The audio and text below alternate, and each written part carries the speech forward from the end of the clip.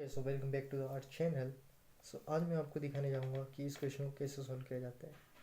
बाद में अगर आपने इस वीडियो पर क्लिक किया है दैट मीन्स आपको ये क्वेश्चन को सॉल्व करना है, और अगर आपको करना है तो इस वीडियो को पूरा देखिए, भले से 2 से 4 मिनट लग जाए, but let me show you. So यहाँ पर हमें क्वेश्चन दिया है t⁻6 इज इक्वल टू 3⁻6। अब हमें निकालनी है t की वैल्यू। सो इस क्वेश्चन को हम कैसे करेंगे? सो फर्स्ट ऑफ ऑल हम जो ये कॉन्स्टेंट वैल्यू है इसको इस साइड लेकर आएंगे। सो this would B t⁻6 minus, let's say मैं यहाँ पर पहले सॉल्यूशन लिख देता हूँ कि solution t⁻6 minus 3⁻6 is equal to 0। Okay, अब ऐसे कंडीशन में आ जाए तो हमें पता है कि हमें एक फॉर्मूला तो याद ही होगा, और अगर ना भी हो तो लेट से मैं बता देता हूँ वो फॉर्मूला था क्या। सो यहाँ पर वो फॉर्मूला हमारे पास आ जाएगा a² minus b² is equal to a+b into a minus B. Okay, so यहाँ पर इस फॉर्मूले को हम यहाँ पर कैसे यूज़ कर सकते हैं ये भी सोचने की बात है। So let me show you कैसे कर सकते हैं। तो अगर हम पावर को ऐसा लिख दें कि टी की पावर क्यूब की होल पावर 2 माइनस 3 की power cube whole bracket to the power 2। That means अगर हम इसको सॉल्व करेंगे सो 3×2 = 6 हो जाएगी। सो ऊपर वाली टर्म्स आ जाएगी। सो हम इसे ऐसे लिख सकते हैं। सो इस फॉर्मूले को अगर हम यहाँ पर इस्तेमाल अगर यूज़ करेंगे सो दैट वुड भी हमारे पास ये कुछ ऐसा बनकर आएगा कि t³ + 3 इंटू t³ माइनस 3³। यहाँ पर भी 3³ है, थोड़ा हो जाता है गलती से, वो थोड़ा अजीब क्यों लग रहा है 3³। इतना तो अंडरस्टैंडिंग होगी। अब यहाँ से हमारे पास पूरे 2 केस आएंगे। पहला होगा t³ + 3³ इज इक्वल टू 0, और सेकेंड होगा हमारे पास t³ minus 3³ is equal to 0। Okay, so first of all इसके अंदर हम t³ की वैल्यू निकालने के लिए क्या कर सकते हैं, और इसके अंदर क्या कर सकते हैं उसके पीछे मैं बताता हूँ। अगर हम ऐसी कंडीशन में आकर फंस जाए तो हमें क्या करना चाहिए। हमें हमारे दिमाग के अंदर सिर्फ पहले बात हमें कुछ फॉर्मूलेस याद आने चाहिए, जैसे a³ + b³ is equal to a+b into a² + ab + b²। एक तो ये फॉर्मूला हो गया। दूसरा आता है हमारे पास माइनस के लिए कि a³ minus b³ is equal to a minus b into a² minus ab + b²। और अगर जिस किसी को ये फॉर्मूले से याद हो सो बता सकते कि क्या मैंने इन्हें सही तरीके से लिखा है या नहीं, कि यह गलत तो नहीं है कहीं पर, कि शायद मैंने ये फॉर्मूलेस गलत लिखे हो। एक बार मैं भी देख लेता हूँ ये, क्योंकि गलती इंसान से होती है। So let me see it for once. या so we have this and this is this. So यहाँ तक हम पहुँच गए। अब इसके आगे हम क्या कर सकते हैं। एक मिनट यार, ये पूरा स्क्रीन के अंदर आ नहीं रहा है, सो इसको भी देखना पड़ेगा। 1 मिनट में इसको सॉल्व करके आता हूँ। थोड़ा सा स्टैंड को एडजस्ट करना पड़ेगा। Okay, so we are back. So हम कहाँ पर थे, इन फॉर्मूलेस पर। सो अब बताइए ये फॉर्मूले मैंने सही लिखे हैं गलत। सो चलो, जिन्हें नहीं पता चला मैं उन्होंने तो ये मैंने गलत किए। यहाँ पर प्लस की जगह माइनस आएगा, और यहाँ पर माइनस की जगह प्लस। ओके, सो इसके बाद में दोनों को पहले सेपरेट सॉल्व करते हैं। बीच में मैं एक लाइन खींच देता हूँ अच्छे से समझने के लिए। सो पहले हम ये वाला ट्राई कर, ये इसे सॉल्व करेंगे। सो ऊपर ये लिखा हुआ है, डायरेक्ट में इसमें लिख दूँ, किसी को दिक्कत नहीं, मैं कह दूँगा, आप तो कह नहीं सकते। So t+3 into t² minus 3t + 3² 9 is equal to 0।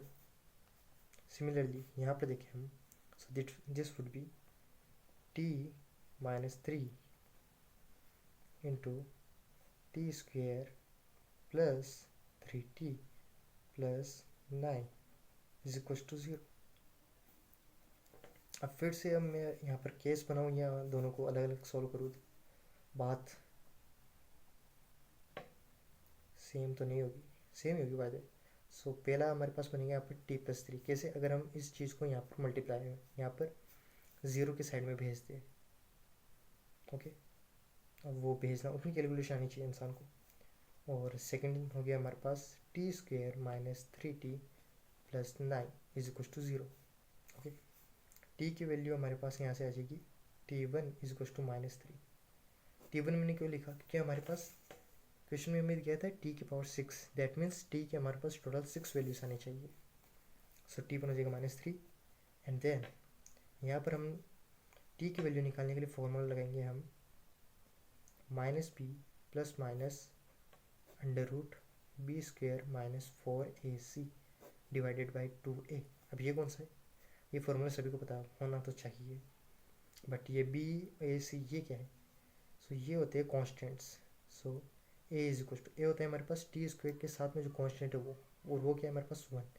Okay, B की वैल्यू ये वाला कॉन्स्टेंट, टी के साथ जो कॉन्स्टेंट होता है जो है हमारे पास -3। ओके, एंड सी होता है हमारा लास्ट वाला, so this would be 9। So T की वैल्यू हम यहाँ से निकालेंगे, so that would be minus का बी के लिए -3 प्लस माइनस अंडर रूट -3 का square minus 4ac that would be 1 into 9 divided by 2a, 2 into 1। Okay, so अब क्या करेंगे? कुछ नहीं, माइनस माइनस प्लस का 3, so this would be t is equal to 3 plus minus under root this would be 9 minus 4 9 that would be 36 and नीचे divide में 2 तो था ही। सो आगे हम जाए, so this would be 3 plus minus under root minus का 36 minus 9 that would be 27। Okay, नीचे आ गया हमारे पास 2। अब माइनस के अंदर अंडर रूट में, सो उसे हम आयोटा लगाकर सॉल्व करेंगे, और यहाँ पर 27 है। सो 27 को हम क्या लिख सकते हैं? 3 इंटू 3 इंटू 3, दैट मीन्स एक 3 हमारे पास बाहर आ जाएगा और अंदर हमारे पास कुछ ऐसा बचेगा 3 plus minus 3 under root 3 iota divided by 2। So ये आ गया हमारे पास t। सो यहाँ से हमारे पास t2 की वैल्यू होगी 3 plus 3 under root 3 iota divided by 2, ये रही। और लेट से इसको मैं हटाता हूँ एक बार, और t3 की वैल्यू होगी हमारे पास 3 minus 3 under root 3 iota divided by 2। Okay, so यहाँ से अब हम यहाँ पर ये वैल्यू निकालेंगे। So t minus 3 is equal to 0, इसको सॉल्व करेंगे, सो हमारे पास t4 आ जाएगा 3। रही बात इसकी, सो फॉर्मूला मैंने पहले बता दिया था, तो यहाँ पर मैं डायरेक्ट सॉल्व करूँगा। So this would be t is equal to minus b minus का 3 plus minus under root b square 9 minus 4 into 1 into 9। So root के अंदर सेम टू सेम टर्म्स वही की वही बनेगी, कोई और ऊपर नीचे 2। So that means -3 plus minus वही कैलकुलेशन है अंडर रूट के वाली, तो सो इसको मैं डायरेक्ट ऐसे लिख दूंगा 3 under root 3 iota divided by 2, this would be t। So यहाँ से हमारे पास t5 की वैल्यू आ जाएगी -3 plus 3 under root 3 iota divided by 2, और t6 की वैल्यू आ जाएगी हमारे पास -3 under root 3 iota divided by 2, और ये होगा हमारा आंसर। सो मैं पूरे को शो कर देता हूँ वापस से। सो ये था हमारा t1, ये थे हमारे t2 और t3, this would be are t4 and this would be our t5 and t6. So thank you for watching the video, and that's our answer.